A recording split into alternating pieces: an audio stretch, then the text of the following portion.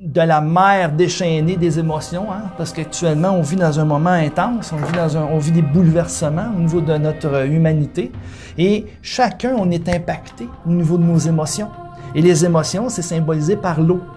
Et la mer déchaînée, hein, on est tous dans le même bateau, mais on est comme sur une mer déchaînée qui nous brasse, qui nous fait en sorte qu'on...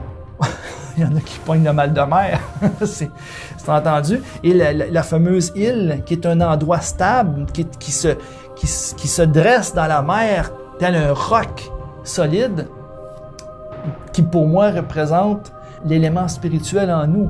L'élément spirituel en nous qui finalement est l'élément solide. Tu sais, quand on parle des fondations solides au niveau de notre être, ben, c'est une conviction pour moi que cette base-là est de nature spirituelle. Puis ça, le travail spirituel, on s'entend là que c'est vraiment universel. Donc, c'est vraiment de prendre contact, de toucher notre nature profonde. Alors, chaque pensée va produire des effets dans la création, va se former et va être attiré par une affinité.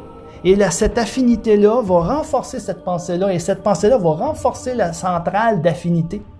Quand on parle, on entend parler des égrégores, c'est le monde des formes pensées. Donc, c'est un système. Tout est système dans la création. Quand on suit le fil de cette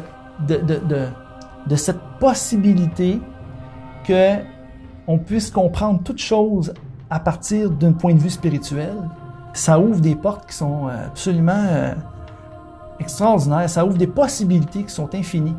Et là, c'est là qu'on prend contact avec notre potentiel infini. Notre potentiel infini, là, il ne peut pas se développer s'il est refermé sur lui-même.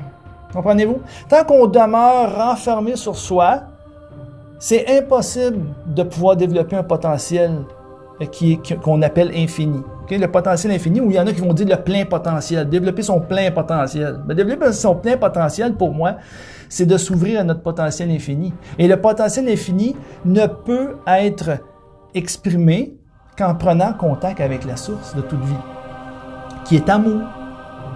Nous sommes une partie de cet amour.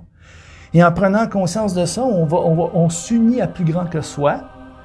Et là, on est nourri par cette force. Et on est soutenu par cette force. Hein? L'amour, qu'est-ce que ça fait l'amour? Ça guérit, ça soutient et ça transforme. L'amour guérit, soutient, transforme. Il faut ouvrir. Et en s'ouvrant, on reçoit. Donc, il faut donner pour recevoir. Hein? On dit toujours ça, il faut donner pour recevoir. Eh bien, en exprimant sa gratitude, en ouvrant notre être à la vie, on donne en quelque sorte. Parce que notre moi profond, hein, notre être spirituel, bien, il va émettre dans la création son vouloir tourner vers la source, vers la lumière. Donc, c'est sa manière de donner. Et par la loi de réciprocité, il va recevoir un soutien, il va recevoir une force.